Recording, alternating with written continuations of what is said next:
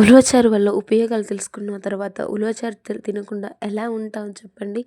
ఇది షుగర్‌కి, థైరాయిడ్‌కి, బీపీ ఉన్న వాళ్ళకి కూడా చాలా బాగా హెల్ప్ అవుతుంది. వెయిట్ లాస్‌కి మరి ముఖ్యంగాను మా ఇంట్లో మేము వెయిట్ లాస్ అవ్వాలి అని అనుకుంటున్నాం కాబట్టి నా డైట్‌లో ఇది కూడా ఇన్వాల్వ్ చేసుకోవాలని అనుకుని మార్నింగ్ టిఫిన్‌కి ఉలవలు తినొచ్చు, మధ్యాహ్నం ఆఫ్టర్‌నూన్ ఉలవచారు వేసుకొని తినొచ్చు అని చెప్పేసేసి నేను ఇలా ప్రిపేర్ చేశాననమాట.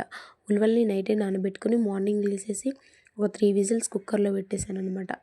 పెట్టేసిన తర్వాత ఆ ఉలవలనంతా సపరేట్ చేసుకొని వచ్చిన చారులో కొంచెం చింతపండు రసం వేసేసేసి కొన్ని ఉలవలను కూడా మిక్సీ బట్టి ఇందులో వేసాననమాట. కొంచెం అల్లం వెల్లిపాయలు కూడా పేస్ట్ ఉంటే వేసుకోవచ్చు. నా దగ్గర లేదని చెప్పేసి నేను డైరెక్ట్ ఉలవలల్లోనే వేసి మిక్సీ పట్టాను. అదే చారులో వేసి మొత్తం కలిపేసి కొంచెం కారం, ఉప్పు, పసుపు కూడా వేసేసి పొయ్యి మీద పెట్టి బాగా మసలనివ్వాలనమాట. మసలిన తర్వాత తాలింపు వేసుకోవాలి. తాలింపు వేస్తేనే కదా చారుకి టేస్ట్. చారుకి ఇగో ఎండుమిర్చి, ఎల్లిపాయలు, జీలకర్ర,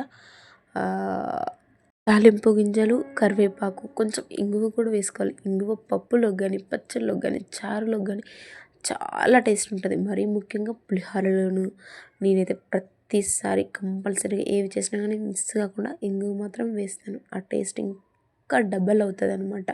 ఆ తాలింపు వేసిన దాన్ని తీసుకుపోయి చారులో వేసేయాలి. చారులో వేసేసి కొంచెం మసలనివ్వాలనమాట. మసిలితే మనకి ఉలవచారు రెడీ అయిపోద్ది. మంచిగా వేడి వేడి అన్నం పెట్టుకొని చారేసుకొని తింటే అమృతంలాగా ఉంది. ఇంతవరకు నా వీడియో చూసారు కదా, కొంచెం సబ్స్క్రైబ్ చేసుకోండి.